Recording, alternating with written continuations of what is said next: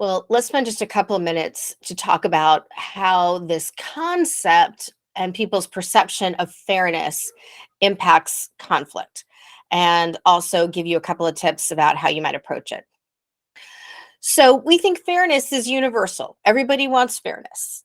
Yet, there are lots of different definitions of fairness. In fact, I can think of multiple ones. And I want you to think about at work, which ones do you think are similar definitions held by your coworkers and your boss and maybe your subordinates? And which one of these definitions might be clashing that might cause some lack of trust or some resentment? First, we reward by outcome. Next, we reward based on effort.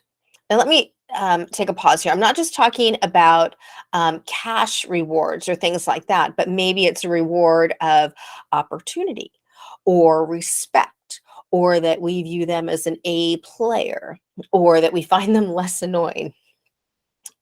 So we reward by outcome, we reward by effort. Maybe we reward by providing people an opportunity for more professional development. Maybe we don't reward for professional development. Maybe it's only fair that we open it to all. Maybe it's only fair if it's completely random so it doesn't look as though there is any favoritism.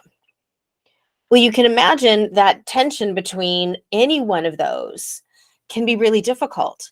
And if you are a manager and a supervisor and your definition of fairness is different from that from your team, or the team members internally, their definitions are different, or you are what I like to refer to as consistently inconsistent for how you decide if something is fair or not. That can cause a lot of resentment and tension. For example, I hear a lot, Carol, I work really hard and I work really fast, and I'm having a much higher workload because I'm more competent than the other person. They're doing half the work, but we're getting paid the same. Subtext, not fair.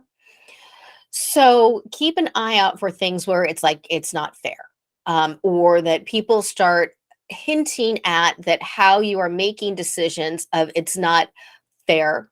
Sometimes they might say equitable. They might just say it's just not right. And please don't escalate it by saying things glibly like, well, life just isn't fair, or you just need to get over it. Again, those may be accurate, but they're not helping you out. In fact, they're probably driving a wedge between people when they're bringing forward a complaint or a concern, saying I'm not liking how decisions are made here, or I'm not in agreement with how decisions are made here. So what do you do? Well, if it is slightly different as to maybe who gets professional development or who gets promoted, and maybe it's not with even in your control, but being able to say, for example, in this case, we are rewarding performance, which means not just the quantity of output, but a balance between the quantity and the quality of output. Maybe it's we're rewarding someone because they are not only an amazing contributor, but they're really exemplifying and role modeling initiative, or they are exemplifying or role modeling good conflict resolution skills or team building. So the tip is be on a lookout for, perceptions of unfairness. And in most workplaces that aren't collectively bargained, there's a lot of play for that. In collectively bargained organizations, usually we just point to the contract or memorandums of understanding or side agreements for how it's supposed to be interpreted. But even those have levels of interpretation. So when you're thinking or hearing, it's just not fair, that should be a pause to give you a couple of questions as to, well, what is it that they're looking at to determine if something is fair or not? Good information to know, better information to attempt to act on by explaining how you or the organization is operationalizing this concept of fairness.